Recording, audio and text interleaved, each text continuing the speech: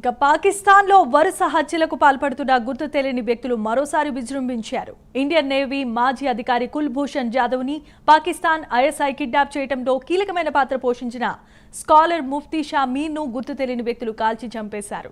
శుక్రవారం రాత్రి బలూచిస్తాన్ టర్బాట్లో మస్జిద్ సమీపంలో ఈ ఘటన చోటు చేసుకుంది.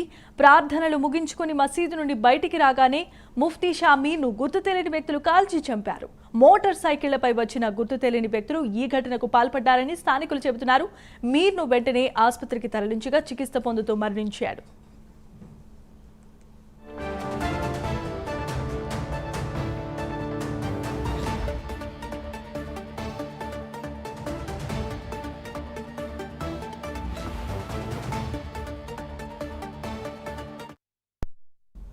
రెండు 2016లో కిడ్నాప్ కి గురైన రిటైర్డ్ నేవీ అధికారి కుల్భూషణ్ జాదవ్ ఇరాన్లో చాబహార్లో వ్యాపారం చేసేవారు. ఇరాన్లో ఉన్న పాక్ ఏజెంట్లు కుల్భూషణ్ జాదవ్ ను అపహరించుకొని పోయారు.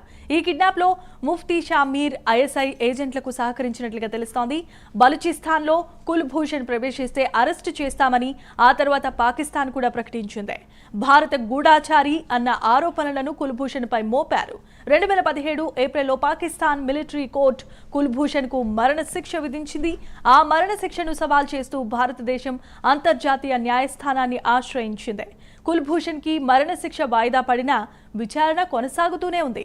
ఆయుధాలు, మానవ అక్రమ రవాణాలలో కీలకమైన పాత్ర పోషించిన ముఫ్తీ షా మీర్ మత సంస్థ జమియాత్ ఉలేమా ఈ ఇస్లాంలో సభ్యుడు. ఇదే పార్టీకి చెందిన మరో ఇద్దరు సభ్యులను కొద్ది రోజుల క్రితమే కుజ్దార్ ప్రాంతంలో కాల్చి చంపారు. భారత వ్యతిరేక కార్యకలాపాలకు పాల్పడే ఉగ్రవాద సంస్థలతో ముఫ్తీ షా మీర్కు సన్నిహిత సంబంధాలు ఉన్నాయి. తరచూ ఉగ్రవాద క్యాంపులను మీర్ సందర్శించేవాడు. ఉగ్రవాదులను భారత భూభాగంలో అక్రమంగా ప్రవేశపెట్టడంలో మీర్ సహకరించేవాడు.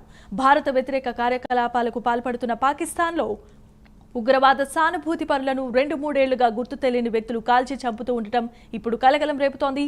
దీనికి భారతదేశానికి చెందిన రా కారణమంటూ పాకిస్తాన్ పలుమార్లు ఆరోపించింది. కానీ భారత ప్రభుత్వం ఎప్పటికప్పుడు ఆ ఆరోపణలను తిప్పికొడుతూ వస్తోంది.